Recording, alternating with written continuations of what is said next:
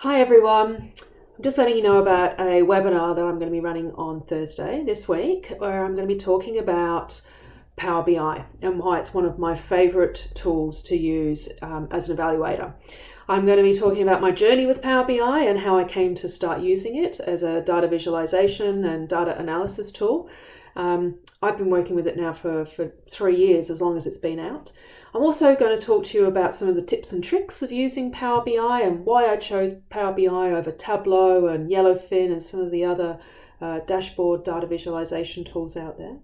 And I also want to share some of the experiences we've had at Clear Horizon over the last couple of years and some of the insights and some of the exciting programs that have changed as the result of using data visualization and have gotten insights on their programs in real time, which has enabled them to actually change the way that they're doing their work. So come along on Thursday. It's an hour. I'll talk to you about what Power BI is, why I use it, how it fits in the monitoring and evaluation cycle, and how we've been getting some great insights and changing social programs and seeing better social impact as the result of data in real time.